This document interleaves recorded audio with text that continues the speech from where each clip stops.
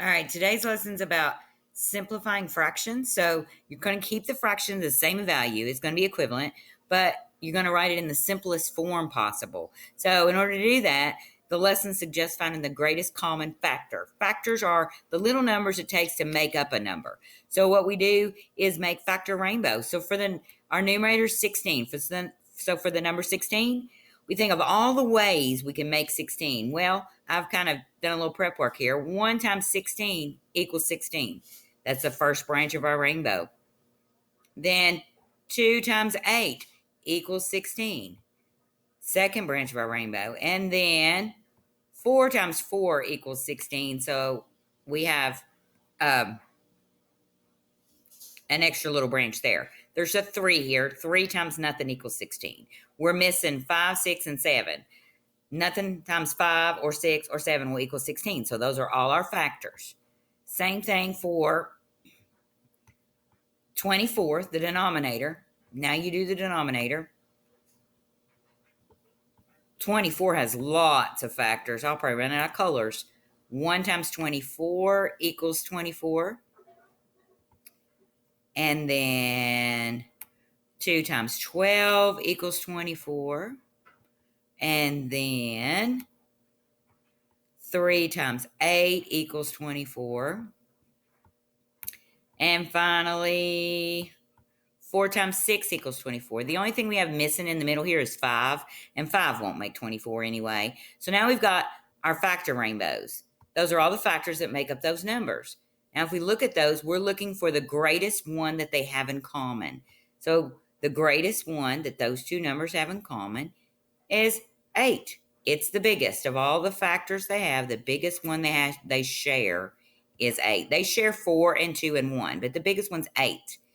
That's the greatest common factor.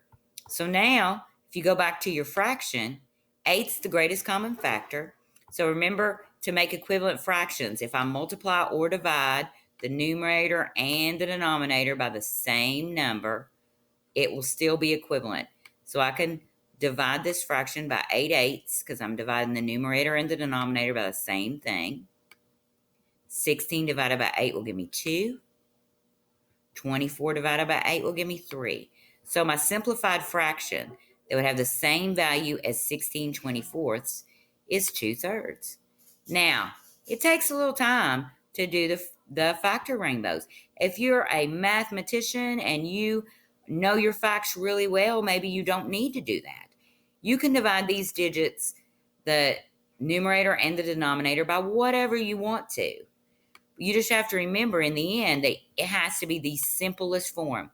Like when you look at these, you might automatically see, oh, they're even. I can divide them both by 2. That's fine. Do that. Divide them, the numerator and the denominator, by 2. You'll get 16 divided by 2 will be 8. 24 divided by 2 will be 12.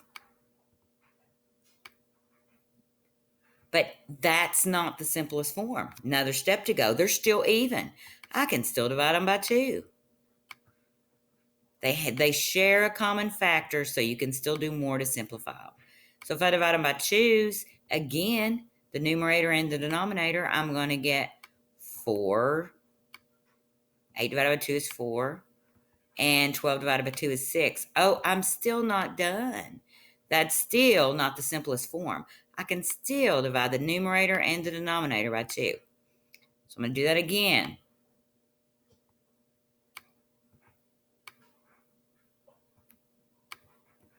4 divided by 2 is 2.